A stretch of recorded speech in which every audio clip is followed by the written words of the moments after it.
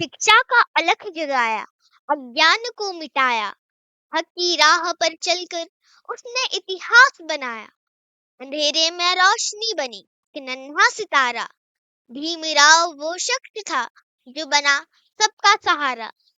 Hello दोस्तों, आज हम आपको ले चलते हैं एक ऐसे शख्स की अनोखी यात्रा पर जिसने अंधेरे को चीरकर रोशनी की किरण बिखेरी, अज्ञान की बेड़ियों को तोड़ा और हक की राह पर चलकर इतिहास के पन्नों पर अमर हो गया।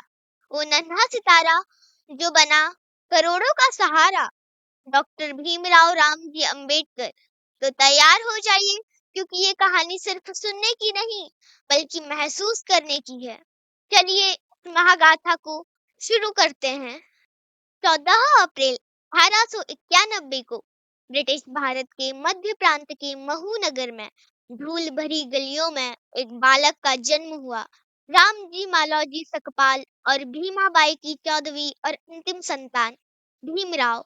उनका परिवार महार जाति से था, जिसे समाज अछूत कहकर तिरस्कृत करता था।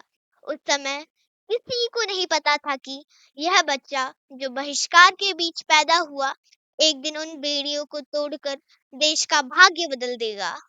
भीम का बचपन संघर्षों से भरा था। विद्यालय में उन्हें सहपाठियों के साथ बैठने या एक ही घड़े से पानी पीने की इजाजत नहीं थी। फिर भी उनके पिता, जो ब्रिटिश सेना में सूबेदार थे और मराठी अंग्रेजी में शिक्षित थे, उन्होंने उनके मन में ज्ञान की भूख जगा दी। उनका मूल उपनाम आम्बेडवेकर उनके गांव से जुड़ा था, जिसे एक शिक्षक ने प्यार से अंबेडकर में बदल दिया। बने जिन्होंने मैट्रिक की परीक्षा पास की और मुंबई के क्रिश्चियन कॉलेज में दाखिला लिया। यह एक ऐसी यात्रा की शुरुआत थी जो उन्हें महाद्वीपों तक ले जाएगी और भारत के नवनिर्माण का आधार बनेगी। बड़ौदा के दूरदर्शी शासक सयाजीराव गायकवाड़ तृतीय की छात्रवृत्ति के साथ भीमराव अंबेडकर न्यूयॉर्क के कोलंबिया विश्वविद्यालय पहुंचे। वहां बौद्धिक उफान के बीच उन्होंने अर्थशास्त्र में मास्टर डिग्री हासिल की और पीएचडी शुरू की। प्राचीन भारतीय वाणिज्य और राष्ट्रीय वित्त पर शोध करते हुए जॉन डेवी जैसे विचारकों से प्रभावित होकर उन्होंने शिक्षा को मुक्ति का रास्ता माना। लेकिन युद्ध और धन की कमी ने उन्हें 1917 में भारत लौटने को मजबूर किया। उनकी कीमती किताबें जर्मन टारपीडों की भेंट चढ़ गई। बड़ौदा में उन्हें फिर अछूतपन का दंश झेलना पड़ा। ठहरने की जगह नहीं, काम पर अपमान, लेकिन यह सब उनकी इच्छा शक्ति को और मजबूत कर गया। साहू महाराज जैसे सहयोगियों के समर्थन से इंग्लैंड लौटकर उन्होंने रुपये पर अभूतपूर्व शोध के साथ डीएससी पूरी की। 1923 तक डॉक्टर अंबेडकर एक बहुज्ञ बन चुके थे, वकील, अर्थशास्त्री, विद्वान जो अपने ज्ञान को अन्याय के खिलाफ हथियार बनाने को तैयार थे। मौनी आंख में उनकी आवाज गूंजी, जो श्रोतियों के लिए एक ज्योति बन गई। डॉक्टर अंबेडकर की लड़ाई सिर्फ अपने लिए नहीं, करोड़ों के लिए थी। 1927 में उन्होंने महार सत्याग्रह का नेतृत्व किया, मांग की कि छूत भी चौदार तालाब से पानी ले सके। एक साधारण कदम जो सदी पुरानी कुरीतियों के खिलाफ विद्रोह था। छुआछूत गुलामी से भी बदतर है, उन्होंने कहा। उसी साल उन्होंने मनुस्मृति की प्रतियां जलाई, जो जाति भेद को जायज ठहराती थी। यह आग समानता की राह रोशन कर गई। 1930 में कालाराम मंदिर सत्याग्रह में 15,000 लोग डॉक्टर अंबेडकर के साथ चले। मंदिर में प्रवेश की मांग करते हुए दरवाजे बंद रहे, लेकिन एक संदेश गूंजा, सम्मान को परंपरा की जंजीरों में नहीं बांधा जा सकता। उनके अखबार बहिष्कृत भारत समता जनता हथियार बने, शोषितों को जगा रहे थे। गोलमेज सम्मेलनों में डॉक्टर अंबेडकर ने गांधी जी से अछूतों के लिए अलग निर्वाचक मंडल पर बहस की। गांधी जी की करुणा को वे संरक्षणवादी मानते थे, सत्ता की वकालत करते थे, दया नहीं। 1932 का पूना पैक्ट गांधी जी के अनशन से जन्मा। अलग निर्वाचन की जगह आरक्षित सीटों का समझौता था। डॉक्टर अंबेडकर ने इसे अनिच्छा से स्वीकारा। गांधी जी की जान बचाई, पर कांग्रेस पर भरोसा नहीं किया। 1947 में आजादी के बाद नेहरू के मंत्रिमंडल में डॉक्टर अंबेडकर पहले कानून मंत्री बने। सबसे बड़ी जिम्मेदारी थी कि संविधान मसौदा समिति की अध्यक्षता।